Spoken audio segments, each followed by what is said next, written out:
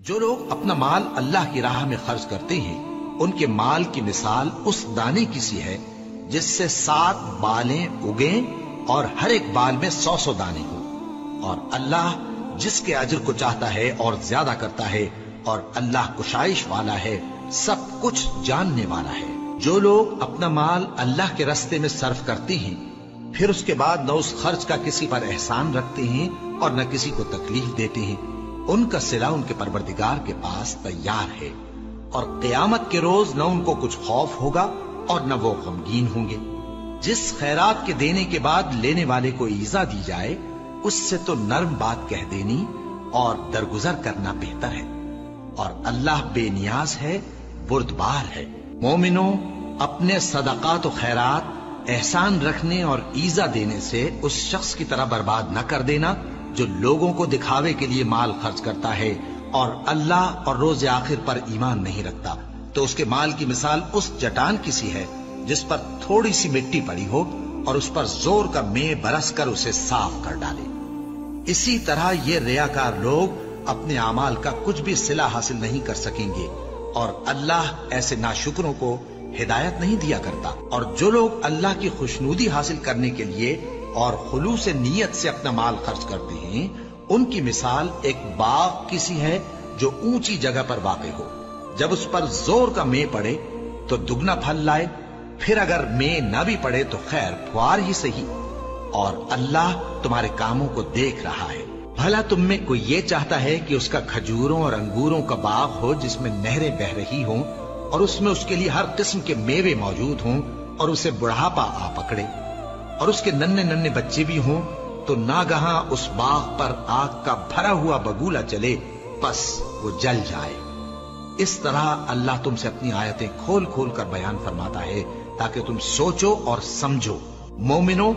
جو پاکیزہ اور عمدہ مال تم کماتے ہو اور جو چیزیں ہم تمہارے لیے زمین سے نکالتے ہیں ان میں سے اللہ کی راہ میں بھی خرچ کرو، اور بری اور ناپاک چیزیں دینے کا قصد نہ کرنا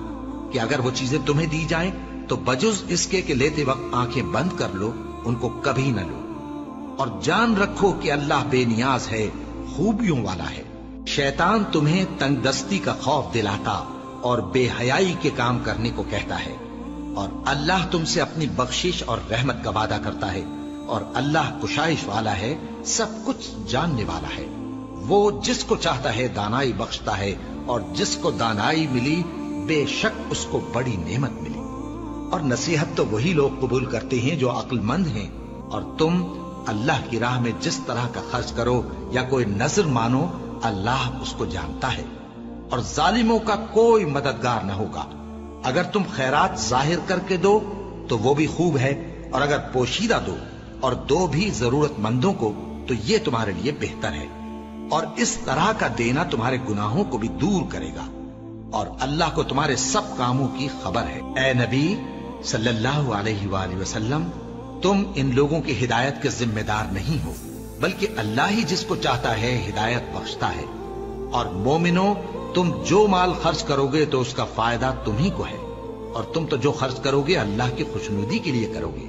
اور جو مال تم خرچ کرو گے وہ تمہیں پورا پورا دے دیا جائے گا اور تمہارا کچھ نقصان نہیں کیا جائے گا۔ اور ہاں، تم جو خرچ کرو گے تو ان حاجت مندوں کے لیے جو اللہ کی راہ میں رکے بیٹھے ہیں اور ملک میں کسی طرف جانے کی طاقت نہیں رکھتے اور مانگنے سے آر رکھتے ہیں، یہاں تک کہ نہ مانگنے کی وجہ سے ناواقف شخص ان کو تونگر خیال کرتا ہے،